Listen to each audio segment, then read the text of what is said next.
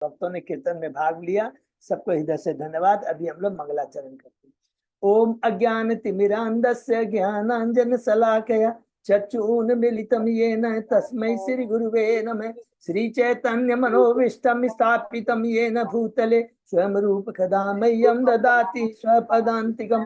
वन्देऽहं श्री गुरु श्रीयुतपद कमलं श्री गुरु वैष्णवांच श्री रूपम साग्र जातम सहगण रघुनाथम वितम तम सजीवम स्वाधेतम सावधूतम परिजम सहितम कृष्ण चैतन्य देवम श्री राधा कृष्ण पादान सहगण ललिता श्री विशाखा वितांत च नम ओम विष्णु पादाय कृष्ण प्रेष्ठाय भूतले श्रीमते भक्ति वेदांत स्वामिन इति नामने। नमस्ते सारस्वती देवे गौरवाणी प्रचारिणे निर्विशेष शून्यवादी पाश्चात देश तारिणे वांछा कल्पतरुभ्यस्य कृपा सिन्धुभ्येव च पतितानां पावनेभ्यो वैष्णवेभ्यो नमो नमः। नमो महावदान्याय कृष्ण प्रेम पदायते कृष्णाय कृष्ण चैतन्य नामने गौरत्मिसे नमः। हे कृष्ण करुणा सिंधु दीन बंधु जगतपते गोपेश गोपिका कांत राधा कांत नमस्तुते। तप्त कांचन गौरांगी राधे बिंदावनेश्वरी विश्वानुसुते देवी प्रणमामि हरिप्रिये।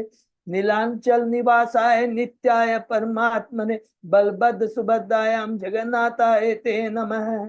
जय श्री कृष्ण चैतन्य प्रभु नित्यानंद श्री अद्वैत गदाधर श्रीवासादि गौर भक्त बिंद मुखम करोति वाचालम पंगुलम गिरिम यत्कृपातमां वंदे श्री गुरुमदीन तारिणं परमानंद माधवम श्री चैतन्येश्वरम। हरे कृष्ण कृष्ण कृष्ण हरे हरे हरे राम राम राम हरे हरे। श्री श्री मंगलाचरण की जय, शिला प्रभुपाद की जय। हरे कृष्णा। आज की इस भागवतम चर्चा में सभी भक्तों का हार्दिक स्वागत है। सभी भक्तों के चरणों में मेरा सादर दंडवत प्रणाम है। राधा माधव राधा गोविंद गुरु आचार्य परम वैष्णव की असीम कृपा है से हम सब लोग भक्त लोग मिलकर आपस में श्रीमद् भागवत के ऊपर कई दिनों से चर्चा कर रहे हैं। कैंटो 7 में पहुंच गए, अध्याय 2 में है। शीर्षक है असुराज हिरण्यकशिपु। उसके पहले हमने अध्याय 1 कंप्लीट किया। और अध्याय 1 कैसे शुरू हुआ? जब परीक्षित महाराज, ये बहुत इंपॉर्टेंट है सीक्वेंस को समझना, कि जब परीक्षित महाराज देते हैं कि दीति के मन में ये आ गया है कि भगवान विष्णु भी पक्षपात करते हैं, तो वो उन्होंने इंद्र का पक्षपात किया। और देखिए स्वयं बराह का अवतार लेकर, नरसिंह का अवतार लेकर के मेरे दोनों पुत्रों को मार दिया। तब परीक्षित महाराज सोचते हैं बद्ध जीवों की इस कलुषित चेतना को ठीक करना बहुत जरूरी है। तुरंत हम लोग 7वें कैंटे में पूछते हैं और सबसे पहले एक ही प्रश्न पूछते हैं कि अरे भगवान तो कैसे पक्षपात कर सकते हैं? उनको कोई चीज की आवश्यकता नहीं है, वो किसी पर डिपेंडेंट नहीं हो, तो स्वतंत्र है, परम स्वतंत्र है, तो उनको किस चीज की आवश्यकता हो गई कि देवताओं का पक्ष करेंगे? अरे वो तो काल भी उनके अंडर में है, तो वो असुरों से डरेंगे क्यों? ये बहुत सुंदर प्रश्न है। उत्तर में सुखदेव गोस्वामी जी बहुत अच्छी बात कहते हैं कि भगवान तो समदर्शी है, सम्मोहन। 9वें अध्याय के 29 में भगवान कहते हैं मैं तो पक्षपात नहीं करते। उसके बाद में कहते हैं भगवान तो 3 गुणों से ऊपर रहते हैं। यद्यपि कहते हैं भगवान कभी भी बहुत सुंदर सुंदर एग्जाम्पल देते हैं कि भगवान 3 गुणों से ऊपर होते हैं। एक चीज बहुत इंपॉर्टेंट है, बहुत तत्व की बात है, इसको थोड़ा सा यदि समझ लेंगे तत्व से। सृष्टि का काम कौन करता है? रजोगुण करता है। देखो, सतोगुण, रजोगुण और तमोगुण। तो सृष्टि का काम करता है सतोगुण, रजोगुण करता है। और संहार का काम कौन करता है? तमोगुण करता है। तो हमारे में जब रजोगुण की वृद्धि माने सृष्टि होती है, तो रजोगुण की सृष्टि किसको कहते हैं? काम, क्रोध, लोभ, मोह, मत्स, ये मेरा ये। और जब हम रजोगुण में इतना चले जाते हैं, इतना ऊपर तक चले जाते हैं कि हमारी मति नष्ट हो जाती है, तब क्या होता है? संहार होता है। हमारी मति जब नष्ट हो जाने का मतलब होता है कि हम संहार हो गया। संहार का मतलब क्योंकि रजोगुण से भगवान संहार करते हैं। तो संहार का मतलब ये नहीं हो गया कि सब कुछ नष्ट हो गया। अगर हमारी मति नष्ट हो जाती है, हम सतोगुण से रजोगुण तमोगुण में आ जाते हैं, तो वो भी संहार हुआ, मनुष्य जीवन का दुरुपयोग हुआ। मनुष्य योनि से हम लोग पशु योनि में आ जाते हैं। इससे बड़ा पतन, संहार और क्या हो सकता है। तो कहते हैं कि ये चीज भौतिक जगत में होता है, क्योंकि भौतिक जगत में 3 गुण है। आध्यात्मिक जगत में चूंकि सृष्टि नहीं है, वहां तो शाश्वत है भगवान का धाम। तो जब सृष्टि नहीं है तो वहां संहार का प्रश्न ही नहीं उठता है। इसे तत्व को जानना है कि जो भगवान का परम भक्त होता है, भगवान होते हैं, उनमें रजोगुण और तमोगुण क्यों नहीं होता, क्योंकि न तो भौतिक आध्यात्मिक जगत में सृष्टि होती है, न संहार होता है, वो तो शाश्वत है। और भगवान का परम भक्त भी सच भौतिक जगत में रहते हुए भी वो अपनी चेतना में शाश्वत रहता है, उसकी सदैव वसुदेव चेतना रहती है। यही चीज यहाँ पर सुखदेव गोस्वामी जी बोलना चाहते हैं। ये तो हमारे मनुष्य के अंदर में ये भावना आती है। एक ही समय में, एक ही दिन के अंदर मनुष्य सतोगुण लेवल पे भी रह सकता है, रजोगुण पर भी रहता है, तमोगुण में। हम अपने जीवन में देखते हैं, अपने ऊपर ही निर्भर करते हैं।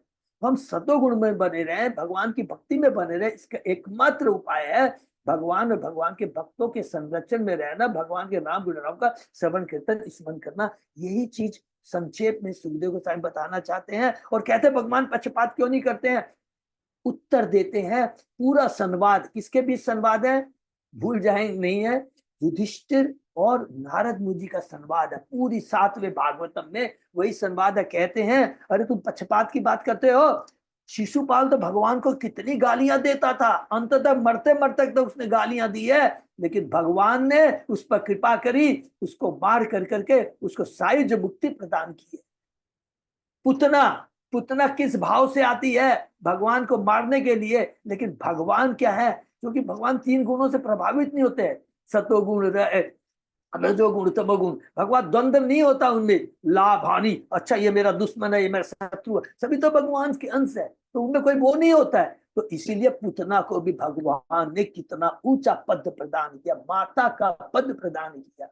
तो इसलिए कहते हैं कि तुम कहते हो पक्षपात, तो भगवान अगर पक्षपात करते तो शिशुपाल, दंतव, पुतना, इन पर कैसे कृपा करते। तब युधिष्ठिर प्रश्न करते हैं कि मुझे एक चीज और बताइए कि भगवान पक्षपात तो नहीं करते, चलो मान लिया, पर अब युधिष्ठिर पूछते किस प्रकार विष्णु भक्त को शापित किया गया, कब है, जब नारद जी कहते हैं हे युधिष्ठिर, जो मैंने अभी शिशुपाल की बात बताई है, कथा सुनाई है, ये शिशुपाल और तथा दंत्रक्वक पहले भगवान के पार्षद थे, लेकिन ब्राह्मणों के हिसाब से इन्हें असुर योनि प्राप्त हुई, इन्हें भौतिक जगत में आना पड़ा। तुरंत फिर युधिष्ठिर महाराज पूछते हैं अरे तो भगवान का परम भक्त भी शापित होता है क्या, ये तो मैं आज तक नहीं सुना था कि जो भगवान का परम वैष्णव वो शापित होता है। तब उस उत्तर में एक एक चीज देखिए, बहुत तत्व का ज्ञान है। वो कहते हैं कि देखो भगवान का जो भगत है ना, वो कभी शापित नहीं होता, वो भगवान की योग माया की इच्छा से वो इस भौतिक जगत में आता है। 2 तरह के लोग हैं भौतिक जगत में आते हैं, एक भगवान का परम भक्त है, प्रचार करने के लिए, शिक्षा देने के लिए, और भगवान की इच्छा के अनुसार आता है। दूसरा है हम अपनी भौतिक चेतना की तृप्ति के लिए भौतिक जगत में आते हैं। अगर हम आते हैं भौतिक जगत में, हमारे को कौन लेके आते, महामाया। लेकिन जब भगवान का भक्त आता है तो वो किसके माध्यम से, तो योग माया, अंतरंगा शक्ति के माध्यम से आता है। ये बात समझाते हैं। उसके बाद में और भी बहुत प्रश्न करता है। उसके बाद में लास्ट में जो प्रश्न करता है, बहुत सुंदर प्रश्न करते हैं कि अब मुझे ये चीज बताइए कि भगवान का जो भक्त है प्रहलाद, सबसे पहले तो मैं ये जानना चाहता हूँ उसकी हिरण्यकशिपु से शत्रुता कैसी हुई। ना परम भक्त है वो तो समदर्शी, शत्रुता कैसी हुई। प्रहलाद तो समदर्शी था, उसमें सद्गुण थे, आसुरी प्रवृत्ति उसके पिता की थी। प्रहलाद किसी का शत्रु नहीं था, शत्रु की भावना तो हिरण्यकशिपु में थी। तो कैसे हिरण्यकशिपु या प्रहलाद, हिरण्यकशिपु प्रहलाद का शत्रु बना, नंबर 1। दूसरा प्रश्न करते हैं कि भगवान प्रहलाद भगवान के भक्त कैसे बने। दोनों का उत्तर हमको मालूम पड़ गया होगा। प्रहलाद ने नारद मुनि का संग किया तो भक्त बन गया, हिरण्यकशिपु ने कभी भी भक्तों का संग नहीं किया, तो वो आसुरी स्वभाव का बन गया। बहुत सिंपल चीज है, कुछ नहीं है। तो इसका उत्तर दूसरे अध्याय में कहते हैं। तो शीर्षक असुरराज हिरण्यकशिपु। नारद कहते हैं कि जब भगवान बरा, मैंने पूरा डिटेल बताते हैं कि किस प्रकार भगवान बरा ने हिरण्याक्ष का वध किया और किस प्रकार हिरण्यकशिपु का नरसिंह भगवान ने वध किया। फिर उसके बाद में भगवान बहुत सुंदर बात यहाँ पर कहते हैं कि जब हिरण्यकशिपु के छोटे भाई हिरण्याक्ष का, यहाँ से शुरू होती है इंपॉर्टेंट, हिरण्याक्ष का वध हो गया, तो हिरण्यकशिपु अपने सारे असुर संगियों को बुलाकर कहता है कि भगवान विष्णु ने, देखिए यहाँ पर देखिए कलुषित चेतना से कैसे सोचता है। भगवान विष्णु ने देवताओं का पक्ष करते हुए, जो कि समभाव रखते हैं, ये उनसे आशा की जाती है कि वो समभावी हैं, लेकिन अब वो माया के वशीभूत होकर कर कर कर कर के उन्होंने मेरे छोटे भाई को मार दिया। मैं अपने त्रिशूल से, देखिए दूसरी कितनी कलुषित चेतना है कि मैं भगवान को मार दूंगा। पहली तो कलुषित चेतना भगवान के प्रति आरोप क्या है कि भगवान मायावी बन गए, पक्षपाती बन गए हैं। और दूसरा कहता है कि मैं भगवान को मार दूंगा और मैं भगवान को प्रसन्न करने के लिए मैं ऐसा कार्य करूंगा, तभी मैं शांत हूंगा और मेरे भाई की आत्मा को शांति मिलेगी। मैं जब तक भगवान विष्णु को मारने में लगा हूं, फिर कहता है दूसरी बात, कहता है दूसरी, ये बहुत इंपॉर्टेंट जो कलम है, कहता है कि जब तक मैं भगवान, ये बहुत इंपॉर्टेंट, ध्यान से सुनेंगे, देखिए बहुत तत्व, ये हिरण्यकशिपु के मुख से निकला हुआ है, लेकिन सत्य का है। सत्य क्या कहता है? मैं जब तक भगवान के मार नहीं लेता हूं, जब तक भगवान, तुम लोग एक काम करो, तुमको क्या करना है, जो लोग तपस्या में, जो लोग यज्ञ में लगे हैं, जो वैदिक अध्याय में लगे हैं, जो व्रत, अनुष्ठानिक व्रत कर रहे हैं, जो दान में लगे हुए हैं, उनको विनष्ट कर दो। तो यहाँ पर ये क्या बताता है कि जिस सभ्यता में लोग तपस्या करते हैं, यज्ञ करते हैं, वैदिक अध्ययन करते हैं, शास्त्रों का अध्ययन करते हैं, वही वास्तव में सुखी रह सकती है। अगर ये चीज चली जाती है तो वो समाज, वो देश सुखी नहीं रह सकता। ये देखिए हिरण्यकशिपु कहता है, इसलिए जाकर सबसे पहले उसको नष्ट करो। यदि ब्राह्मण संस्कृति का मूल सिद्धांत यज्ञों तथा अनुष्ठान के साक्षात स्वरूप भगवान विष्णु को पसंद करना है तो यज्ञ करना है, और यदि ब्राह्मण संस्कृति को नष्ट कर देते थे तो क्या होगा कि सब कुछ नष्ट हो जाएगा। कैसे नष्ट हो जाएगा कि ब्राह्मण जो होते हैं वो वास्तव में भगवान के सर होते हैं, मुख होते हैं, और उन्हीं के आदेश से क्षत्रिय क्या करते हैं, शासन करते हैं और अपनी प्रजा को भक्ति में लगा के रखते हैं। अगर ब्राह्मण ही नहीं रहेंगे तो अपने आप ही क्षत्रिय अनाथ हो जाएंगे। जहां जहां, फिर तीसरी बात कहता है, जहां जहां गौ की रक्षा होती है, जहां जहां वर्णाश्रम नियमों का पालन होता है, उस स्थान में अग्नि लगा दो, सारे वृक्षों को जड़ से काट कर दो। कितनी बड़ी बात कहते हैं, क्योंकि गाय, गाय सतोगुणी होती है, गाय से हमें दूध मिलता है, गाय से हमें शुद्ध भोजन मिलता है, भगवान को ऑफर किया जाता है। उसी को खत्म कर दो तो दूध नहीं मिलेगा। वर्णाश्रम धर्म का पालन कर दो। यदि ब्राह्मण क्षत्रिय वैश्य नियमों का पालन नहीं होगा तो वैसे वो कौन सा समाज हो जाएगा, असुर समाज हो जाएगा, जो अर्थात पशुओं का समाज हो जाएगा, जिसमें नियम पालन नहीं किए जाते हैं। और तीसरी बात इंपॉर्टेंट कहता है, वृक्षों को जड़ से काट दो। तो अभी वृक्ष कट जाएंगे तो अब तो मालूम है इससे में लकड़ी मिलती है, फल फूल मिलते हैं, पत्ते मिलते हैं, सब कुछ मिलता है। तो कहता है, इसलिए प्रभुपाद जी कहते हैं वृक्ष को नहीं काटना चाहिए, वृक्ष को तभी काटना चाहिए जब वो भगवान की सेवा में लगता ही भगवान। इसके बाद सारे असुरों ने हिरण्यकशिपु की आज्ञा को सुनकर सारे नगरों, गांव, शहरों, जंगलों में आग लगा दी, साधु पुरुषों के घरों को नष्ट कर दिया, नागरिकों के रिहायशी मकानों को आग लगा दी, और अंत में हिरण्यकशिपु अति दुखी होकर अपने भतीजों हिरण्याक्ष, अब यहां से देखिए दूसरा पड़ाव, एक तो पहले उसने ईर्ष्या के भाव से, क्रोध के बारे में सत्य का स्थापित किया, उजागर किया कि किसी समाज में अगर शांति बनाए रखना है तो ब्राह्मण संस्कृति को गायों की, गौओं की रक्षा करनी है, वृक्षों को बचा के रखना है। और अब योग यहाँ पर कहता है, तत्व ज्ञान देता है हिरण्यकशिपु, अब ज्ञान दे। अब तो एक काम तो उसने कर दिया, नष्ट कर दिया। अब दूसरा, वो अपने भतीजों को, अपने छोटे भाई की पत्नी रूषा भानु को संतोष देने के लिए कितना, ढांढस बढ़ाने के लिए क्या कहता है, बहुत ध्यान से सुनेंगे। ओम नमो भगवते वासुदेवाय। ओम नमो भगवते वासुदेवाय। ओम नमो भगवते वासुदेवाय। नारायण नमस्कृत्य नरं चैव नरोत्तमं देवी सरस्वती व्यासं ततो जयम् उदीरये। नष्प्रायेषु अभद्रेषु नित्यं भागवत सेवया भगवती उत्तम श्लोके भक्ति भवती नैष्टिकी। कृष्णाय वासुदेवाय देवकी नंदनाय च नंद गोप कुमाराय गोविंदाय नमो। आराधयो भगवान भजे शतनय ततदाम वृंदावनम रमया काचित उपासना व्रजवधु वर्गेण्य कल्पिता। श्रीमद्भागवतम प्रमाणम अमलम प्रेमा पुनतो महान। श्री चैतन्य महाप्रभो मतमिदं तत् आदरो न पर।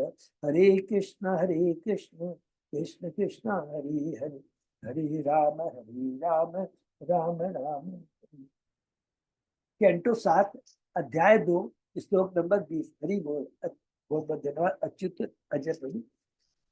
श्री हिरण्यकशिपु वाचः अम्बामहे बधूपुत्र वीरम मां अर्थम शोचितुम रिपो अभिमुखे सलाघ्य शूराणाम बद इप्सितः। हिरण्यकशिपु ने कहा, हे माता, हे बधू, माता माने दीति को भी कंसोलेशन दे रहा है। हे माता, हे बधू माने हिरण्यक की पत्नी, तथा हे भतीजों, तुम लोगों को महान वीर की मृत्यु के लिए शोक नहीं करना चाहिए। देखिए, क्योंकि अपने शत्रु के समक्ष वीर की मृत्यु अत्यंत प्रशंसनीय तथा वांछनीय होती है। ये बात कौन बोलता है? वृत्तासुर भी कहता है अपने ससुर, जब वो देवताओं से डर के भाग जाते हैं कि यशस्वी मृत्यु किसको कहते हैं, सबको याद है ना, बहुत इंपॉर्टेंट है। जो क्षत्रिय युद्ध में पीठ न दिखाकर लड़ते लड़ते त्याग देता है, शरीर प्राण त्यागता है, उसको स्वर्ग मिलता है। और जो मनुष्य भक्त भगवान की भक्ति करते करते करते इस भौतिक जगत को छोड़ के जाता है, उसको यशस्वी मृत्यु कहते हैं। भूतानामी संवास प्राणायाम इव सुभ्रते देवे नेकत्र नीता नाम उन्नीता नाम स्वकर्म भी। हे माता, किसी भोजनालय या प्याऊ में अनेक राहगीर पास पास आते हैं, किंतु जल पीने के बाद, भोजन करने के बाद अपने अपने गंतव्यों को चले जाते हैं। इसी प्रकार जीव भी किसी परिवार में आकर मिलते हैं, किंतु बाद में अपने अपने कर्मों के अनुसार वे अपने अपने गंतव्यों को चले जाते हैं। कौन कह रहा है? याद रखेंगे, हिरण्यकशिपु कह रहा है। आत्मा का ज्ञान, तत्व ज्ञान दे रहा है। प्रकृति क्रिमाणी गुणे कर्माणी सर्वसा अहंकार ब्रह्मात्मा कर्ता मिति मनुष्य। मोहग्रस्त जीवात्मा भौतिक प्रकृति के 3 गुणों के प्रभाव में आकर अपने को उन कर्मों का कर्ता सोचने लगता है जो वास्तव में प्रकृति के द्वारा संपन्न होते हैं। हरि बोल। सारे जीव प्रकृति के आदेशों के अनुसार कर्म करते हैं, क्योंकि भौतिक जगत में हम पूरी तरह उच्चतर नियंत्रण में रहते हैं। उच्चतर नियंत्रण माने भगवान के नियंत्रण में रहते हैं। सारे जीव इस जगत में इसलिए आए क्योंकि वे कृष्ण के समान भोग करना चाहते हैं, और इस तरह वे प्रकृति द्वारा विभिन्न मात्राओं में बंद होने के लिए भेजे गए हैं। भौतिक जगत में अपना बंदी जीवन बिताना होता है। भौतिक जगत में हम वास्तव में स्वतंत्र नहीं है। ये बहुत इंपॉर्टेंट पॉइंट है, इसको अंडरलाइन भी कर सकते हैं। भौतिक जगत में आने का मतलब है कि बंदी जेल में, एक भौतिक जगत रूपी जेल में हम बंद कर करके जीवन बिताना है।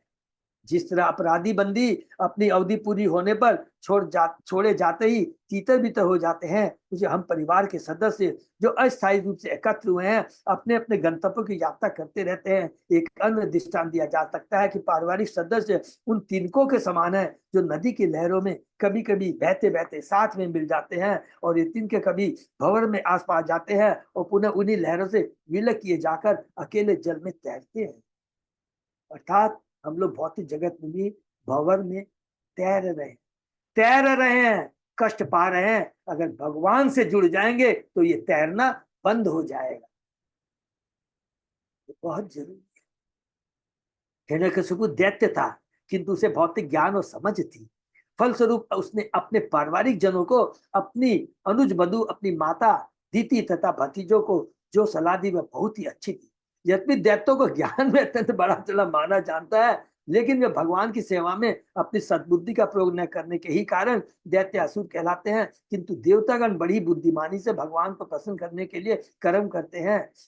इसकी पुष्टि भगवत गीता में, भागवतन में वो ये बहुत सुंदर श्लोक है। अतः पुंडी द्विज श्रेष्ठा वर्णाश्रम विभाग से स्वनिश्चय तस्य धर्म से संसिद्धि हरितोषणम, संसिद्धि हरितोषणम। अर्थात अब हम लोग एक स्टेप थोड़ा और आगे जाएंगे। पहले तो हिरण्यकशिपु ने कहा वर्णाश्रम प्रणाली को बना के रखना बहुत जरूरी है। जब तक वर्णाश्रम धर्मशाली नहीं बनती है तो वातावरण, लोगों की मति सतोगुणी नहीं है। लेकिन केवल सतोगुणी लेवल पे आ जाना सारी व्यवस्था सफिशिएंट नहीं है, क्योंकि सतोगुण भी भौतिक जगत के अंदर ही है और लक्ष्य क्या है? भौतिक जगत से निकलना। तो इस सतोगुणी का लाभ उठा कर करके हमको भगवान की भक्ति से जुड़ करके गए इस भौतिक जगत से छुटकारा पाना है। इसलिए ब्राह्मण, क्षत्रिय, वैश्य, सबका एक ही धर्म है, हर संसिद्धि हरितोषणम, भगवान की तुष्टि के लिए कार्य कर।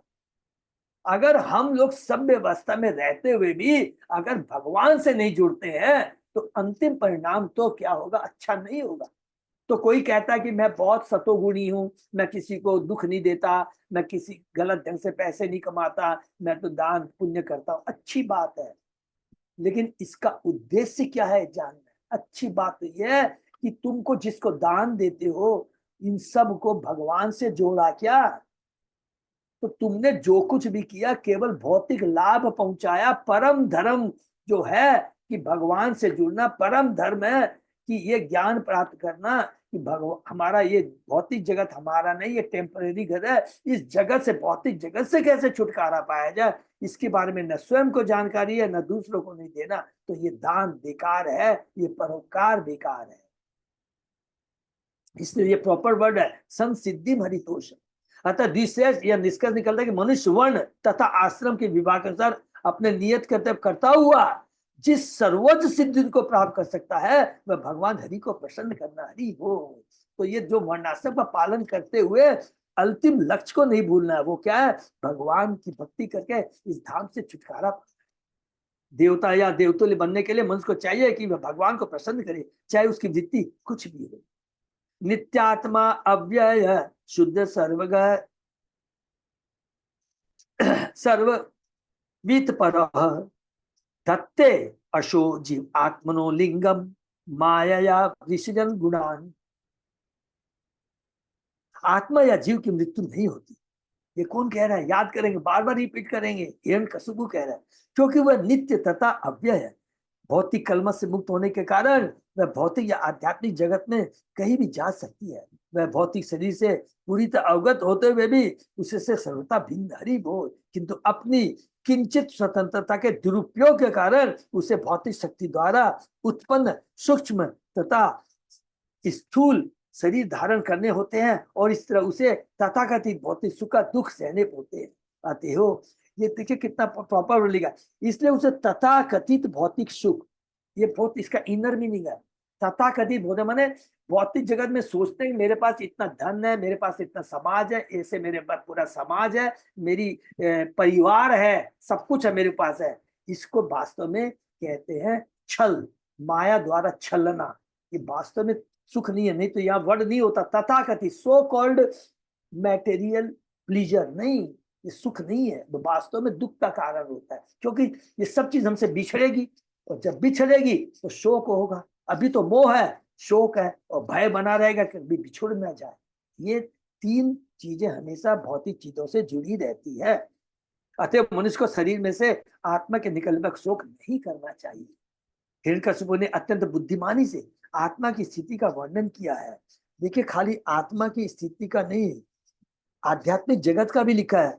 भौतिक कलम से होने का, वह भौतिक या आध्यात्मिक जगतों में कहीं भी जा सकता है, उसको मालूम है आध्यात्मिक जगत भी है, भौतिक जगत है। आत्मा के बारे में मालूम है, आत्मा शाश्वत है। भौतिक जगत की अशाश्वतता के बारे में सब कुछ मालूम है। लेकिन अपने जीवन में नहीं उतारता है। हिरण्यकशिपु ने अत्यंत बुद्धिमानी आत्मा स्थिति का वर्णन किया।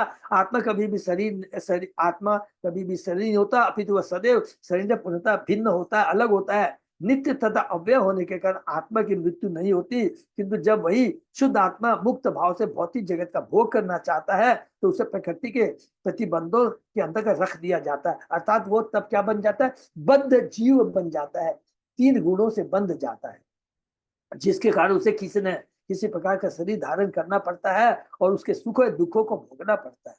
कितनी बड़ी बात लिखता है, और उसके सुखों एवं दुखों को भोगना पड़ता है, सुख को भी भोगना पड़ता है। इसका वर्णन किसके द्वारा भगवत गीता में हुआ है? कारणम गुण संगोष्य सद सद योनि जन्मसु। जीव विभिन्न परिवारों में, जीवन की योनियों में उत्पन्न होता है, विभिन्न तरह के परिवारों में, कभी धनी परिवार में, कभी गरीब परिवार में, कभी मिडिल फैमिली में, विभिन्न योनियों में, क्या चीटी से लेकर ब्रह्मा तक की कोई योनियों में वो आ सकता है अपने कर्म स्वभाव के द्वारा, क्योंकि वह प्रकृति गुणों से दूषित रहता है। क्योंकि प्रकृति के गुणों द्वारा, प्रकृति के 3 गुणों द्वारा बंधा रहता है, दूषित रहता है, सतोगुण, रजोगुण, तमोगुण। नहीं तो कभी भी ये वर्ड नहीं लिखा रहता प्रकृति के 2 गुणों के द्वारा, माने रजोगुण तमोगुण द्वारा दूषित रहता है। प्रकृति के तीनों गुणों लिखा याद रखेंगे, सत्वगुण रजो तमोगुण से दूषित रहता है। प्रकृति द्वारा बद्ध होने पर जीव को एक प्रकार शरीर धारण करना होता है, जो परमेश्वर के आदेशों से प्रकृति द्वारा प्रदत्त होता है। शरीर कौन प्रदान करता? प्रकृति प्रदान करती। ईश्वर सर्वभूतानां हितेषु अर्जुन तिष्ठति ब्राह्म्यम सर्वभूतानि यंत्रारूढ़ानि माया।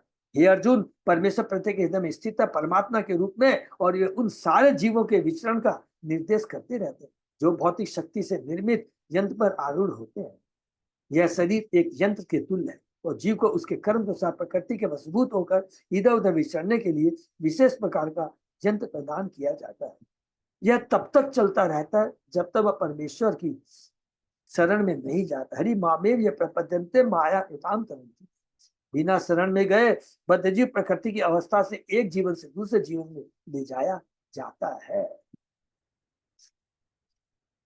यथा अम्बशा चलता तरवो अपि चलाहिव चक्षुषा भ्राम्यमाणेन दृश्यते चलति इव भुवः। जल की गति के कारण नदी के तटवर्ती वृक्ष जल में प्रतिबिंबित होकर चलते प्रतीत होते हैं। इसी प्रकार जब आंखें किसी मानसिक अनसंतुलन के कारण चलती रहती है तो धरती भी घूमती नजर आती है, प्रतीत होती है। कभी कभी मानसिक असंतुलन के कारण धरती घूमती प्रतीत होती है। उदाहरण, एक शराबी या हृदय के रोग से पीड़ित व्यक्ति कभी कभी अनुभव करता है कि धरती गतिमान है, चक्कर आता है उसको। उसी प्रकार प्रवाहित नदी में वृक्षों के प्रतिबिंब भी चलते प्रतीत होते हैं। ये सब माया के कार्य है। वस्तुतः जीव नहीं चलता, जीव का न तो जन्म होता है न मृत्यु होती है, किंतु नश्वर सूक्ष्म तथा स्थूल शरीरों के कारण जीव एक स्थान से दूसरे को गति करता, यह सदा के लिए मृत प्रतीत होता है। जैसा कि महान बंगाली वैष्णव कवि जगदानंद पंडित ने कहा है, पिशाची पाइले जैनो मति छद्म होय मायाग्रस्त जीवर होय से भाव उदय। प्रेम विवर्त के इस कथानुसार जब जीव प्रकृति द्वारा बद्ध होता है तो वह ऐसे व्यक्ति के समान होता है जिसे भूत प्रेत सताते हैं। अतएव मनुष्य को आत्मा के स्थित पद को समझना चाहिए और जानना चाहिए कि वह किस तरह प्रकृति की लहरों के द्वारा शोक तथा लालसा के अंतर्गत विभिन्न शरीरों तथा विभिन्न पदों तक ले जाया जाता है। विभिन्न शरीरों विभिन्न पदों तक ले जाया जाता है। मनुष्य को जीवन की सफलता तब मिलती है जब अपनी स्वाभाविक स्थिति को समझता है और प्रकृति द्वारा उत्पन्न दशाओं में विचलित नहीं होता, चाहे सुख के समय या दुख के समय। प्रकृति कर्माणि गुणे कर्माणि शमेशा। बहुत सुंदर यहाँ पर हम लोग भगवत गीता का प्रभुपाद जी बार बार यहाँ पर समझाते हैं कि वास्तव में हमें क्या करना है, कि जो हमारा वास्तविक पद है, जो हमारी वास्तविक स्थिति है, क्या है? वसुदेव चेतना, कृष्णमय चेतना, जिसको शुद्ध चेतना कहते हैं। विशुद्ध, शुद्ध माने विशुद्ध चेतना, जिसमें जीव अपनी स्थिति को जानता है, भगवान को जानता है, भौतिक जगत को जानता है, आत्मा के बारे में जानता है, भगवान से हमारा क्या संबंध है उसको जानता है। ये है विशुद्ध चेतना।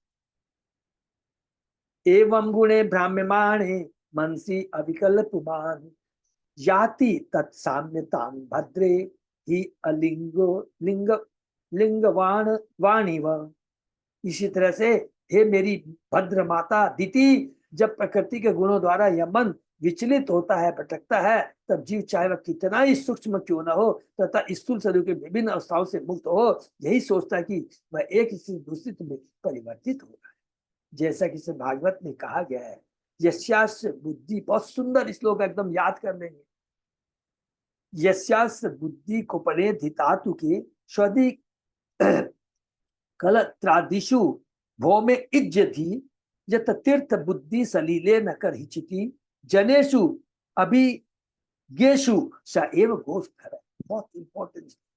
जो मनुष्य 3 तत्वों से बने शरीर को, कफ, पीत और वायु, कफ, पीत और वायु, जो मनुष्य 3 तत्वों से बने शरीर को आत्मा के रूप में पहचानता है, जो अपने शरीर के उपजाऊ को अपना सग्गा समझता, माने जो पैदा करता है पुत्र को इसे अपना मानता है, जो देश को पूज्य मानता है, और जो तीर्थ स्थान में दिव्य ज्ञानी पुरुषों से भेंट करने नहीं अपितु स्नान करने जाता है, एक्सकर्शन टूर बोल के जाता है, उसे गधा या गाय या गधा ही समझना चाहिए।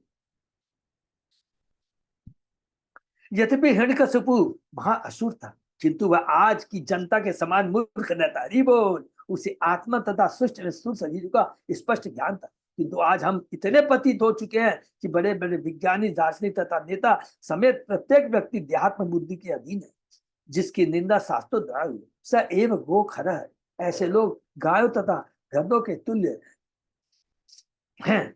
हिरण्यकशिपु ने अपने परिवार वालों को उपदेश दिया कि यद्यपि उसके भाई हिरण्याक्ष का स्थूल शरीर मृत है, जिसके कारण सभी लोग शोक संतप्त है, किंतु उन सबों को हिरण्याक्ष की महान आत्मा के लिए शोक संतप्त नहीं होना चाहिए, क्योंकि उसे अगली गति प्राप्त हो चुकी है। आत्मा सदैव अपरिवर्तित रहता है, क्योंकि उसे अगली गति प्राप्त हो चुकी है। देखिए कितनी बड़ी है। अगर मरना है, देखिए बहुत सूक्ष्म बातें, मरना है तो असुर प्रवृत्ति में रह कर करके, असुर अवस्था में रह कर करके क्यों मरे। मरना है, शरीर छोड़ना है, भगवान के भक्तों का मुख देखते हुए भगवान के हाथों मरे। जो भगवान के हाथों, जिसका समझ लीजिए बद वर्ड यूज कर रही है, जो इस भौतिक जगत को छोड़ता है, वो सारे कलुषिता से मुक्त हो जाता है, उसकी गति हो जाती है, उसकी परम गति होती है। कोई भी धारण पूरे देख लीजिए, जो भगवान के हाथों से मारा गया है, सारे उसके कलुषिता, सारे उसके कर्म फल नष्ट हो जाते हैं, इसलिए वो आध्यात्मिक जगत में जाता है। लेकिन वो जाता है, यदि भक्ति नहीं करता तो ब्रह्म ज्योति में जाता है, लेकिन भौतिक जगत से छुटकारा पा जाता है। लेकिन ये हमारा भक्त का परम लक्ष्य नहीं है। उसका तो इस भौतिक जगत में रहते हुए भगवान की भक्ति करते हुए भगवान का चरणों में, भगवान के चरणों की सेवा को प्राप्त करना है, ये लक्ष्य होना चाहिए। और वो सेवा कहाँ मिलेगी? वैकुंठ लोक में, कृष्ण लोक। इस भौतिक जगत में रहते हुए मिल सकती है, क्योंकि भक्ति के लिए कोई स्थान, पात्र, योग्यता, किसी चीज की दरकार नहीं होती।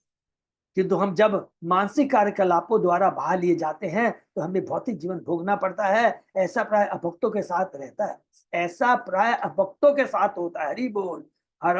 हराव भक्त से कुतो महत गुणा। भले ही अभक्तों में उच्च भौतिक गुण हो, भले ही अभक्तों में, जैसे हिरण्यकशिपु की बात करें, भले ही अभक्तों में उच्च भौतिक गुण, किंतु मूर्ख होने के कारण उनमें एक भी उत्तम गुण नहीं होता। मूर्ख इसलिए है क्योंकि जीवन का लक्ष्य नहीं मालूम। भौतिक जगत में बद्धजीव की सारी उपाधियां सौ के अलंकार तुल्य है। बद्धजीव को आत्मा तथा इस संसार के प्रभाव से परे उसे अस्तित्व का कोई ज्ञान नहीं होता। हरि बोल, हरि बोल। वास्तविक लक्ष्य क्या है? आत्मा क्या है? आत्मा का भगवान से क्या संबंध है? हम किस कारण से अपना भगवान से संबंध खो चुके हैं, उस विधि को जानना। संबंध, अविधेय और प्रयोजन, ये जानना, ये वास्तविक ज्ञान है। बाकी सब अज्ञानता है।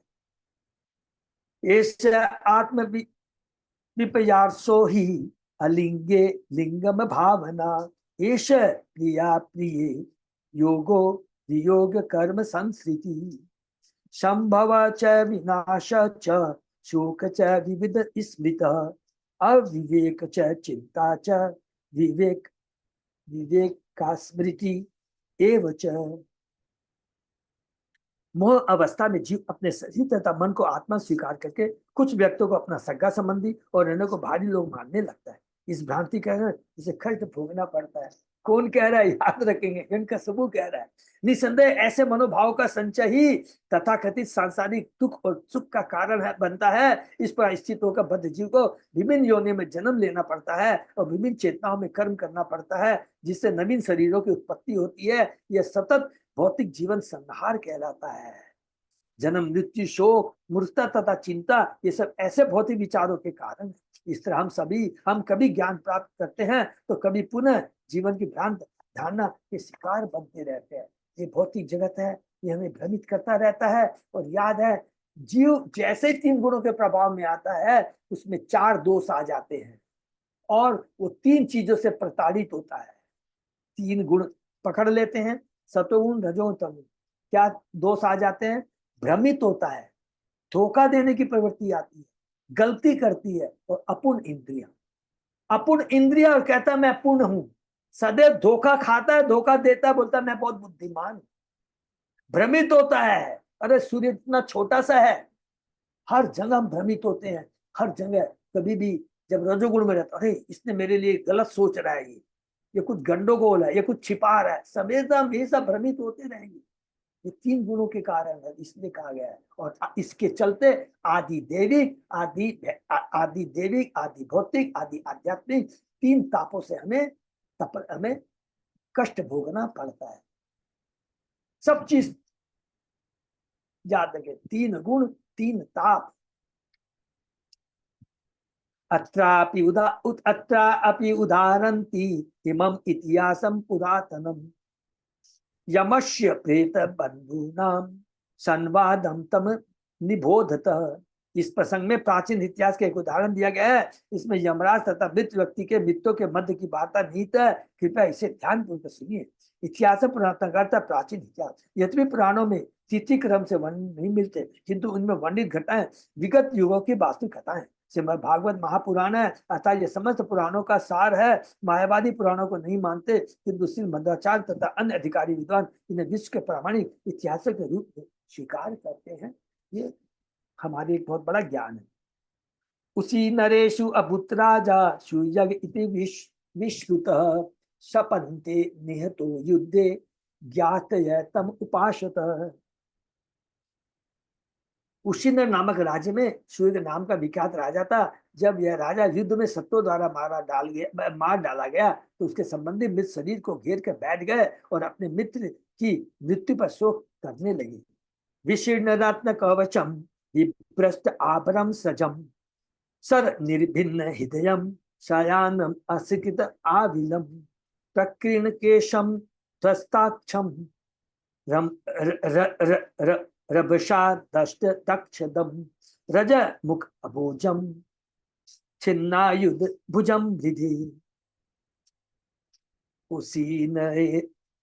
उसी नरेंद्र विधिना तथा कृतम पतित महिष्य प्रसमीक्ष दुखिता हतास्मनाथो इति करे उरो भृशम धनंत्यो मुहु तत्पदयो उपापतम। वध किया हुआ राजा युद्ध स्थल में लेटा था, उसका सुनहला रत्न जटित कवच छिन्न छिन्न हो गया था। देखिए, एक राजा युद्ध स्थल में लेटा था, युद्ध स्थल में मारा गया है, उसका सुनहला रत्न जटित जो कवच है छिन्न छिन्न हो गया था। उसके आभूषण तथा बस अपने अपने स्थान से विलग हो चुके थे, उसके बाल बिखर गए थे और उसकी आंखें कांतिहीन हो चुकी थी। उसका सारा शरीर रक्त से सना था और उसका हृदय शत्रु के वाणों से विदा था। ये देखिए, क्या है, एक मनुष्य, एक राजा जिसका कितना बोलबाला होता है, शरीर छोड़ देता है तो उसकी देखे शरीर का कितना सुंदर जघन्य, माने बोलते हैं वर्णन के। सुंदर का मतलब है कि कितना सत्यता को यहाँ पर चरितार्थ किया गया है। उसने मरते समय अपना सौर्य दिखाना चाहा, कहते उसके होठ दांतों से भीज गए थे और दांत अपनी स्थिति में थे। उसका कमल दृश्य सुंदर मुख अब काला पड़ गया था और युद्ध भूमि की धूल से ढका था। तलवार तथा अन्य हथियारों से युक्त उसके हाथ कटकर टूट चुके थे। जब उनीश्वर राजा की रानियों ने इस स्थिति में अपने पति को पड़ा देखा तो वह रोने लगी, हे नाथ, तुम्हारे मारे जाने से हम भी मारी जा चुकी है। ये जीव सोचता है कि यही वास्तव में मेरा पालक है, यही मेरा है। जीव चला जाता है, थोड़े दिन तक चिंता होती है, उसको हम याद तक नहीं करते हैं। पहले तो रोते हैं कि तुम्हारे बिना मैं जी नहीं सकती, जी नहीं सकता, सब पर तो, लेकिन जब चला जाता है कुछ क्षणों तक रोते हैं, तो उसके बाद भूल भी जाते हैं, याद तक नहीं करते। तो कौन खिलाता है, कौन रक्षा करता है? कृष्ण। इन शब्दों को टेर टेर कर वे अपनी छाती पीट पीट कर मृत राजा के चरणों पर गिर पड़ी। जैसा कि कहा गया है, रभसा तस्त तक्षम। युद्ध के समय राजा क्रुद्ध था, उसने अपना पराक्रम दिखाने के लिए अपने ओठ काटे तो भी वह विधिवश मारा गया। इससे सिद्ध होता कि हम उच्चतर शक्तियों द्वारा नियंत्रित है। परम नियंता, परम शक्तिमान, सर्वशक्तिमान एकमात्र कृष्ण है। हमारी निजी शक्ति या प्रयास सदैव श्रेष्ठ नहीं पाते। हमारे पास जो भी क्षणिक शक्ति है, ज्ञान है, बुद्धि है, सुंदर शरीर है, ये कृष्ण की कृपा से ही है, भगवान की कृपा से ही है। इसका हमें सदुपयोग करना है, दुरुपयोग नहीं। रुदत्य उच्चे दयितांघ्रि पंकजम सिंचन्त्य अश्रे कुच कुंकुम अरुणि विशस्त केशाभरणा सुचम्निनाम सृजन्त्य आक्रंदया विलेपिरे। रानियों के उच्च स्वर से रोने पर उनके आंसू वक्ष स्थल पर लुढ़क आए। वहां वे कुमकुम चूर्ण से लाल होकर फिर उनके पति के चरण कमलों पर गिर पड़े। उनके केस बिखर गए, उनके आभूषण गिर गए, और अन्यों के हृदय में करुणा जगाते हुए रानियां अपने पति की मृत्यु पर शोक करने लगी। अहो विदाता अकुरुणेन न प्रभो भवान प्रणीतो दिव्य गोचरा दशाम उसिन्नराणानाम असिद्धिति दपूरा कृतो अधुना येन सुचानाम विवर्धन। हे नाथ, अब आप क्रूर विधाता द्वारा, देखिए क्या वर्ड करता है, जब आदमी की चेतना कलुषित हो जाती है, अब आप क्रूर विधाता द्वारा हमारी दृष्टि से ओझल कर दिया। भगवान को कहते हैं क्रूर विधाता। इसके पूर्व आप उन ईश्वर के निवासियों को जीविका प्रदान करते थे जिससे वे सुखी थे, किंतु अब आपकी दशा उनके मुख का कारण बनती है। माने क्रूर विधाता, विधाता द्वारा, ये विधाता की शक्ति का है। भगवान तो समदर्शी है। भगवान की माया शक्ति का ये प्रभाव है जो करती है, काल का प्रभाव है। काल भगवान के अंदर में है, माया शक्ति भगवान के अंदर, प्रकृति भगवान के संरक्षण में काम करती है।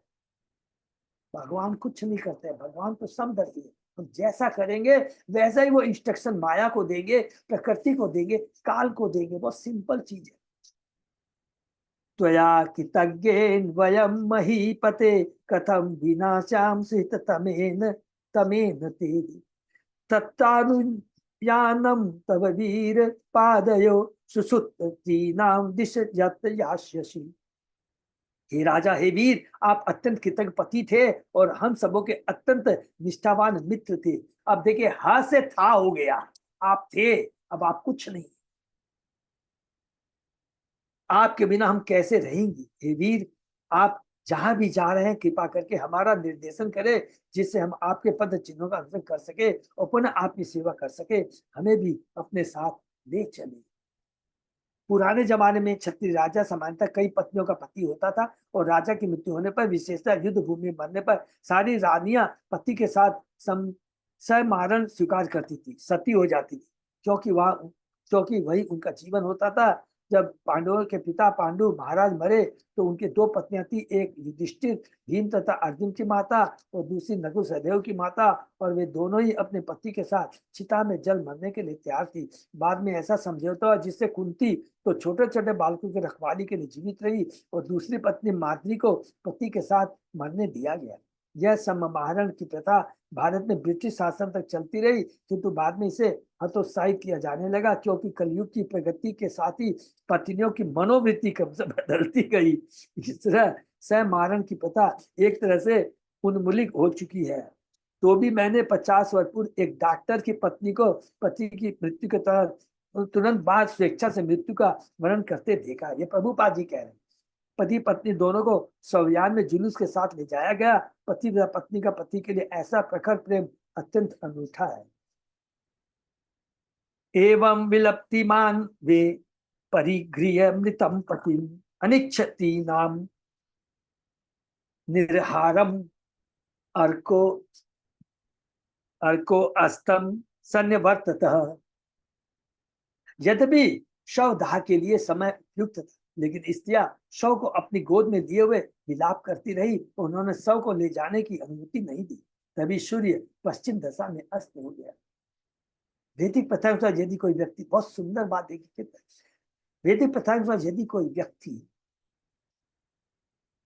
दिन में मरता है तो उसका दाह संस्कार सूर्यास्त के पूर्व हो जाना चाहिए, चाहे उसे जलाया जाए या गाड़ा जाए।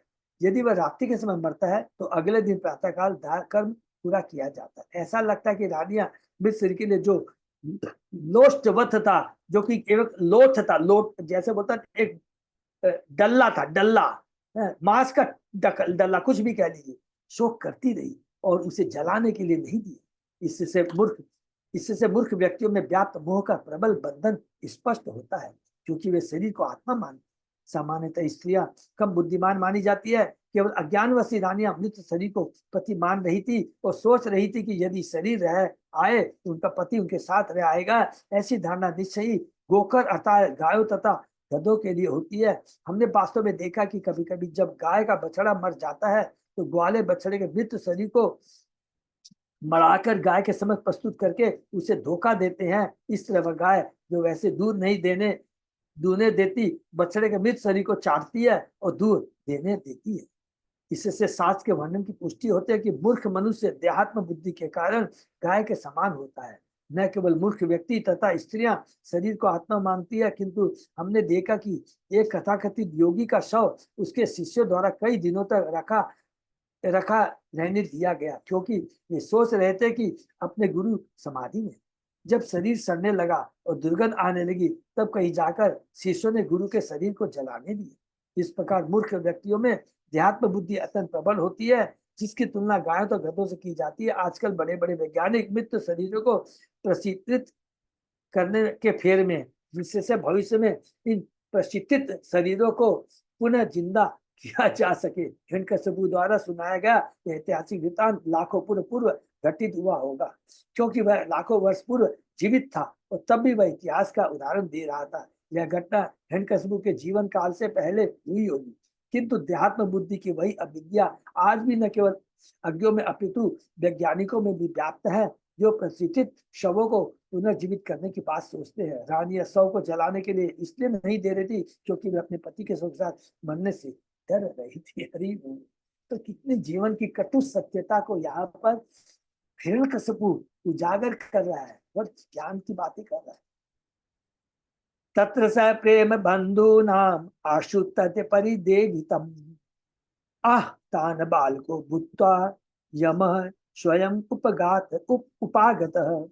जब रानी राजा के मृत शरीर के लिए विलाप कर रही थी तो उनका तीव्र विलाप यमलोक तक में सुनाई पड़ रहा था। हरि बोल। अतः बालक का रूप धारण करके यमराज मृत के संबंध के निकट प्रकट हुए और उन्होंने इस प्रकार से उपदेश दिया। हरि बोल। कभी कभी जीव को अपना शरीर त्याग कर यमराज के निर्णय के अनुसार शरीरों में प्रवेश करना पड़ता है, किंतु बद्धची के लिए दूसरे शरीर में प्रवेश करना तब तक संभव नहीं होता जब तक वह मृत शरीर को दाह संस्कार द्वारा या अन्य किसी साधन से विनष्ट कर दिया जाए। जीव को वर्तमान शरीर के प्रति आसक्ति होती है और वह दूसरे में प्रवेश करना नहीं चाहता। अतः वह तब तक प्रेत बनकर रहता है। यदि मरा हुआ व्यक्ति पुण्यात्मा होता है तो यमराज उसे मुक्त करने के उद्देश्य से दूसरा शरीर प्रदान करते हैं। चूंकि राजा के शरीर के जीव को उसके शरीर से आसक्ति थी, अतः वह प्रेत बनकर मंडरा रहा था और इसी से यमराज विशेष रूप से शोकमग्न संबंधियों को क्षम उपदेश देने के लिए उनके पास आए। यमराज उनके पास बालक वेश में गए, क्योंकि बालक को कहीं भी जाने की छूट रहती है, यहाँ तक कि राजमहल में भी। इसके अतिरिक्त यह बालक दर्शन की बातें कर रहा था। जब कोई बालक दर्शन की बातें करता है तो लोग सुनने में बड़ी रुचि लेते हैं। यह प्रभुपाद जी तात्पर्य में बताते हैं। अब यम क्या बोलते हैं? श्री यम वाच अहो अमीशां वयसा दिकानाम विपश्यताम अहो अमीशां वयसादिकानां विपश्यताम लोक विधि विमोह यत्रागतस्त गतम मनुष्ययम् स्वयं सधर्मा अपि सोचंत पार्थम अपार्थम। श्री यमराज ने कहा, ओह, यह कितना आश्चर्यजनक है। ये लोग जो मुझसे वय में बड़े हैं, उन्हें अच्छी तरह अनुभव है कि सैकड़ों हजारों जीव जन्म लेते और मरते हैं। ये भौतिक जगत में केवल मरने वाले और जन्मने वाले ही तो रहते हैं। इसलिए उन्हें समझना चाहिए कि उन्हें भी मरना है, तो भी वे मोहग्रस्त रहते हैं। बद्ध जीव अज्ञान स्थान में आते हैं, अज्ञात स्थान में आते हैं और मृत्यु के बाद उससे अज्ञात स्थान को लौट जाते हैं। इस नियम का कोई अपवाद नहीं मिलता, तो यह जानते हुए भी वे व्यर्थ शोक कर रहे हैं। भगवद गीता में भगवान बहुत सुंदर बात कहते हैं, अव्यक्त आदिनी भूतानि व्यक्तम मध्यानि भारत अव्यक्त निधनम एव तत्र का परिदेवना। सारे सृजित जीव प्रारंभ में अप्रकट होते हैं, महाविष्णु के अंदर प्रवेश रहते हैं। जब महाविष्णु भौतिक जगत बनाते हैं और अपना दृष्टिपात करते हैं तो वो प्रकट होते हैं, और जब संहार होता है विनर पुनः अप्रकट हो जाते हैं, महाविष्णु में प्रवेश कर जाते हैं। तो शोक करने की क्या आवश्यकता है। यह मानते हुए कि दार्शनिकों की दो श्रेणियां, जिनमें से एक आत्मा के अस्तित्व पर विश्वास करता है, दूसरा नहीं करता, इन दोनों ही दशाओं में शोक करने का कोई कारण नहीं है। वैदिक ब्राह्मण के अनुयायी आत्मा के अस्तित्व पर न विश्वास करने वालों को नास्तिक कहते हैं। फिर भी यदि हम तर्क के लिए नास्तिकवाद सिद्धांत को मान लें तो भी शोक करने का कोई कारण नहीं होता। आत्मा के पृथक अस्तित्व के अलावा सृष्टि के पूर्व भौतिक तत्व अव्यक्त रहते हैं, तो अव्यक्ता की इस सूक्ष्म दशा में ही व्यक्तता आती है, और जिससे शून्य से वायु उत्पन्न होती है, वायु से अग्नि, अग्नि से जल, जल से पृथ्वी उत्पन्न होती है, पृथ्वी से अनेक प्रकार की अभिव्यक्तियां होती है। उदाहरणार्थ पृथ्वी से विशाल गगनचुंबी प्रसाद प्रकट होता है, इसे ध्वस्त कर देने पर वह पुनः अप्रकट हो जाता है और अंतर परमाणुओं के रूप में रहा आता है।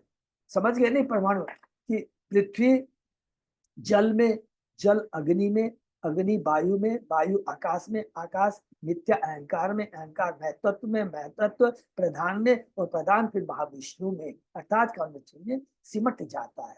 ये तो है भौतिक जगत। ऊर्जा के संरक्षण का नियम बना रहता है, किंतु कालक्रम में वस्तु प्रकट अप्रकट होती रहती है, यह अंतर है। तो प्रकट होने या अप्रकट होने पर शोक करने से क्या लाभ है। अप्रकट अवस्था में भी वस्तुएं खोती नहीं, प्रारंभ में तथा अंत में इन दोनों ही अवस्थाओं में सारे तत्व अव्यक्त रहते हैं, अतः इससे कोई विशेष अंतर नहीं आता। यदि हम भगवद गीता में दी गए वैदिक निर्णय को स्वीकार करें, अंतवंत इमे दिया कि ये भौतिक शरीर कालक्रम से विनष्ट हो जाएंगे, नित्य योक्ता शरीर न, किंतु आत्मा नित्य है। तो हमें यह स्मरण रखना होगा कि यह शरीर वस्त्र की भांति है, तो फिर वस्त्र परिवर्तन के लिए शोक कैसा। हरि बोल। नित्य आत्मा के आगे भौतिक शरीर का वास्तविक अस्तित्व नहीं होता। नित्य आत्मा के आगे असत्य भौतिक शरीर का वास्तविक अस्तित्व नहीं होता। यह सपना जैसा है। स्वप्न में हम आकाश में उड़ते ये राजा की तरह रथ में आसीन हो सकते हैं, किंतु जगने पर हम अपने को न तो आकाश में उड़ते न रथ पर आसीन पाते हैं। वैदिक भागम में भौतिक देह के अनस्तित्व के आधार पर आत्म साक्षात्कार पर बल देता है। अतः दोनों ही तरह से, चाहे कोई आत्मा के अस्तित्व को मानता हो या न मानता हो, शरीर की क्षति के लिए शोक करना व्यर्थ है। महाभारत में कहा गया है, अदर्शनाथ इहा यात पुनश्च दर्शनम गतः। इस कथन से नास्तिक विज्ञानियों के सिद्धांत का समर्थन होता है कि माता के गर्भ में शिशु के प्राण नहीं होते, वह एक पिंड जैसा रहता है। इस सिद्धांत पर यदि शल्य क्रिया द्वारा किसी पदार्थ के पिंड को बाहर निकाल दिया जाए, गर्भपात कराया जाए, तो जीव की हत्या नहीं होती। शरीर तो ट्यूमर अर्बुद की भांति होता है, और यदि इस ट्यूमर को शल्य क्रिया द्वारा काट कर निकाल दिया जाए तो इसमें कोई पाप नहीं। यही तर्क राजा रानियों के प्रसंग में भी दिया जा सकता। राजा का शरीर अव्यक्त स्रोत से अव्यक्त हुआ था, और अब यह अव्यक्त से अव्यक्त अवस्था को प्राप्त था। क्योंकि अव्यक्ता अभिव्यक्ति केवल दो अवस्थाओं के माने बीच में के मध्य में विद्यमान रहती है, तो फिर कोई इस अंतराल में प्रकट हुए शरीर की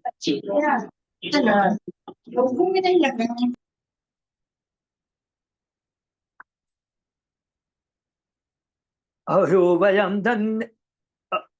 वयम धन तमा यतत्र ता पृथिव्याम न विचिन्तयाम अभक्ष्यमाणा अबलावृकादिभिः सरक्षिता रक्षति यो हि गर्भे।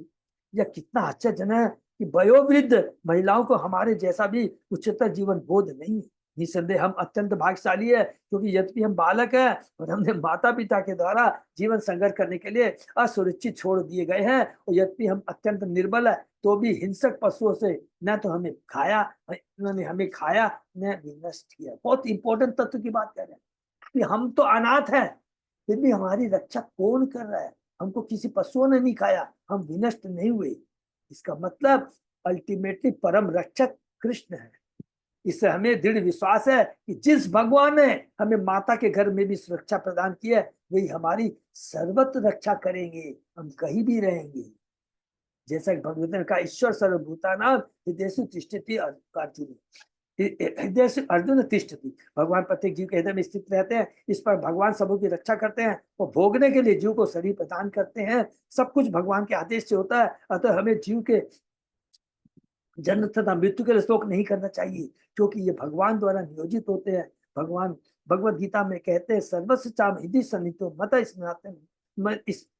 मत स्मृति ज्ञानम पवनम च। मैं सबों के हृदय में स्थित हूँ और मुझी से स्मृति ज्ञान विस्मृति उत्पन्न होती है। मनुष्य को चाहिए कि हृदय में स्थित भगवान की आज्ञा अनुसार ही कर्म करे, किंतु जीव स्वतंत्र होकर कर्म करना चाहता है। भगवान के आदेशों को अनसुना कर करके अपने मन से रहना चाहता है, अतः भगवान उसे कर्म करने तथा फलों का अनुभव करने की छूट देते रहते हैं। भगवान कहते हैं, सर्वधर्मान परित्यज्य मामेकम शरणं, अन्य समस्त कर्तव्यों को त्याग दो और केवल मेरी शरण में आओ। जो भगवान के आदेशों का पालन नहीं करता, उसे इस भौतिक जगत का भोग करने की सुविधा दे दी जाती है। भगवान बद्ध जीव को रोकने के बजाय भोग होने का अवसर प्रदान करते हैं, जिसे परिपक्व अनुभव होने पर अनेक जन्मांतों के बाद बहुना नाम जन्मांते वह यह समझे कि वासुदेव के चरणों की शरीर ध्यान करना ही सारे जीवों का एकमात्र कर्तव्य। हरि बोल। अंत में प्रभुपाद जी ने बहुत सुंदर बात कह दिया। कहते हैं कि मैं इस भौतिक जगत में जीवों को लाता हूँ, भोगने देता हूँ, ईर्ष्या बस नहीं, गुस्सा के बस नहीं। उनको समझ में आ जाएगा कि पराया घर कितना कष्टदायक होता है। हम कभी भी किसी के पराये घर में जाके कितना दिन रह सकते हैं? सोचिए, अपने घर की याद आती है ना। पराया घर पराया होता है। इसलिए प्रभुपाद जी कहते हैं, मुझे दुख तो बहुत होता है, चलो कोई बात नहीं, एक बार भोग लो। इसलिए भौतिक जगत, फिर से रिपीट करेंगे, भगवान किसलिए बनाते हैं? हम बद्ध जीवों के करेक्शन के लिए, हमें बुद्धि ज्ञान देने के लिए, शिक्षा देने के लिए। एक तो ये बात हो गया, ये भगवान के संबंधित हो गया। और तत्व ज्ञान जो हिरण्यकशिपु ने दिया, किसका ज्ञान दिया? आत्मा का ज्ञान, भौतिक जगत की नश्वरता का ज्ञान, और जो झूठी आसक्ति है उसके बारे में। तो ये भौतिक जगत दुखालय है। देवी हेसा गुणमय माया निरंतर मामू प्रत्येक पुनजम दुखालयम अशाश्वतम। तो इसलिए ये जो दिव्य ज्ञान जो हम लोग रोज पढ़ कर करके शास्त्रों के माध्यम से आपस में चर्चा कर प्राप्त करते हैं, तो इससे हमें एक ही चीज शिक्षा मिलती है कि एक ही ज्ञान है कि भौतिक जगत के जो उतार चढ़ाव, ये सब जो है ये टेम्परेरी है। और प्रत्येक जीव चींटी से लेकर ब्रह्मा तक को फेस करना पड़ता है। ये याद करके रखने में कभी ये ना सोचे ये बहुत धनी है और ये बहुत ज्ञानवान है, ये मिनिस्टर है, ये सुखी है। नहीं, तीन तापों से कोई नहीं बच सकता। आदि देवी, आदि भौतिक, आदि आध्यात्मिक। कोई अदरवाइज नहीं लेगा। अभी केरल में कुछ दिनों पहले आप एक जन को मार दिया जाता तो बोलते इस पर केस करना चाहिए, लेकिन आदि देवी से अभी देखो कितने लोग मर गए। एक एक चीज को हमको सोचना है, ध्यान देना है। इसी तरह कब भगवान की जो देवी शक्ति है, क्या प्रकोप ढा सकती है, कुछ भी हो सकता है। सब चीज अनिश्चित है, हमें करना क्या है ये समझ कर कि मनुष्य योनि बहुत दुर्लभ है, समय बहुत कम है, और इसे में पूरा पूरा लाभ उठाना है। भगवान के भक्तों का संग करके, भक्ति करके, हरिनाम का जप कर करके, दूसरों में प्रचार कर करके अपने को भी धन्य बनाना है और दूसरे को भी कल्याण का। यही वास्तविक लक्ष्य है और यही भगवान का आदेश है। हरे कृष्ण। हरि बोल। कृष्ण राखबे तो मारबे के, कृष्ण मारबे तो राखबे के। हरि बोल, हरि बोल। कितना बढ़िया, ये सच बात है। और कलुषित चेतना सोचते इसने मुझको मार दिया, इसने ये कर दिया, इसने ये करवा दी, ये करा दिया। देखिए गलती किसी की नहीं है, हम सब क्या बद्ध जीव है, तो आना स्वाभाविक है, लेकिन इसके तत्व को भी जानना जरूरी है, जिससे कम से कम साहस मिलेगा। कौन सा साहस? आध्यात्मिक साहस मिलेगा। और आध्यात्मिक साहस के सामने सब भौतिक भय, चिंता सब खत्म हो जाएगी। केवल उसके लिए आध्यात्मिक शक्ति चाहिए। कोई भी भौतिक शक्ति आपकी सुरक्षा नहीं कर सकती, गारंटी है। अगर कितने भी भौतिक शक्ति दे दे, आपकी मन की चिंता को हटा देगा क्या? कुछ नहीं होगा। केवल एक आध्यात्मिक ज्ञान नहीं, जो सत्य का ज्ञान है, वास्तविक ज्ञान है, वो हमारे दुखों को निवारण कर सकता है। बहुत बहुत हरे धन्यवाद कृष्णा सबको। प्रभु जी। हाँ हरे माता जी, कृष्णा, सादा प्रणाम प्रभु जी। हाँ माता जी, और सादर। मैं बोल रही थी कि जैसे पांडु की जो छोटी पत्नी वो हाँ सती हो गई, हाँ तो द्वापर युग में भी आज उस समय उनको ये ज्ञान नहीं था कि वो आत्मा है और आत्मा, उनकी माता आत्मा जी कहीं और जाएगी और उनकी आत्मा कहीं और जाएगी। माता जी सब ज्ञान है। इसको बहुत डिटेल में अलग से हम डिस्कस करेंगे, थोड़ा सा हल्का सा टच करके चले जाते हैं कि एक धर्म जो बहुत धर्म में निपुण होता है, परम निपुण होता है, और उसकी जो भक्ति होती है वो एक अजीब तरह की होती है। और वो ये भावना से जाता है कि मैं पुण्य आत्मा के संग रहूं, इस सोच के जाता है। लेकिन अभी वो तरह की भक्ति प्रेम, वो इसलिए प्रभुपाद जी ने इनडायरेक्टली कह दिया है। अभी तो फट से बोलेगी अच्छा हुआ मर गया, तो बहुत कष्ट देता था। आप इसको हम लोग बहुत डिस्कस करेंगे इसको समझे कि नहीं, तो किसी भी एंगल समझे मीनू माता जी। तो या ये फिर ये एक वर्णाश्रम का धर्म था? नहीं, ऐसा कुछ भी नहीं है, धर्म बोल के कुछ नहीं था, ऐसा तो कहीं नहीं लिखा है, मैंने भी नहीं पढ़ा है कि उस तरह में लोग इस सती क्या बोलते हैं, पतिव्रता, जैसे बहुत चीज, इसका बहुत लंबा डिस्कशन है, उसमें हम लोग नहीं जाएंगे। लेकिन इस कलयुग में बैन है, क्योंकि इस तरह के कलयुग में वो चीज ही नहीं है, इसलिए बेकार उसको उस चीज को सोचना बहुत दूर की बात। ठीक है, इसमें बहुत लोगों ने तर्क किया, बहुत कुछ पूछा है, अभी हमको इसमें दिमाग नहीं लगाना है, क्योंकि इस कलयुग में ऐसी चीज नहीं है। इस कलयुग में, अरे बीच में तो ऐसा हो गया था, लोग अंधविश्वासी हो गए थे, अंग्रेजों ने आके क्यों रोका? खाली 1 मिनट लूंगा। जो पत्नियां मरना नहीं चाहती उसको भी जबरदस्ती बोलते थे, अरे तुम पतिव्रता बनो, तू पागल हो गई है क्या, तेरा जीवन बेकार हो जाएगा। चीज को समझ, इसका गलत फायदा उठाया जाता उपयोग है। करने लगते हैं। हाँ, तो ये बहुत खराब चीजें थी। तो ये चीज हमने तो क्या, खाली अभी तो हरिनाम से जुड़ना, भगवान के भक्तों से जुड़ना। अब जैसे बोलते हैं कि और आधा मिनट, अरे मर गया उसको लिए क्यों रोते हो? लेकिन मेरा गुरु, अगर गुरु इस भौतिक जगत से जाता तो जोर जोर से फूट फूट के रोना चाहिए। क्यों रोना चाहिए? नहीं, कि वो हमारा गुरु है, और जिसके बिना हमारा जीवन अधूरा है, उसके बिना कौन हमें इस भौतिक जगत से छुटकारा दिलाएगा, ये सोच आती है। गुरु क्या हमको धन पैसा देके जाता है क्या, कि हमारी तजूरी या 2 लाख करोड़ों का बैलेंस देके जाता है? चोर होना चाहिए। ये तत्व को जानना जरूरी है। ठीक है ना। हरे कृष्णा। बहुत बहुत धन्यवाद सबको, यहाँ पर विराम। थैंक यू प्रभु जी। हरे कृष्णा। हरे कृष्णा। हरे हरे कृष्णा कृष्णा, प्रभु जी। दंडवत प्रणाम धन्यवाद। प्रभु जी। तो हरे अजय कृष्णा प्रभु, प्रभु जी, दंडवत प्रणाम। दंडवत प्रणाम। तो बस अनाउंसमेंट तो था, थोड़ा सा लेट हो रहा है, आधा मिनट बोल दूं या कल बताना है? बोल दीजिए इसमें। वो थोड़ा सा मैंने मैसेज भी दिया जगन्नाथ कोर कम्युनिटी जगन्नाथ में नहीं, कि बहुत लोगों का, बहुत दिसंबर में कई कारणों से, कि थोड़ा बहुत लोग मैंने बहुत फ्रैंकली बता दें कि बहुत लोग आर नॉट अवेलेबल, छुट्टियां होती है, यही कारणों से, या रूम्स नहीं अवेलेबल होते हैं, या कई कारण से लोग राजी नहीं हो रहे थे। तो पुनः डिसाइड किया क्या, जनवरी को हम लोग ये एनुअल कन्वेंशन करेंगे। समय में 24, 25, 26 जनवरी को मोस्टली ये डेट होगी।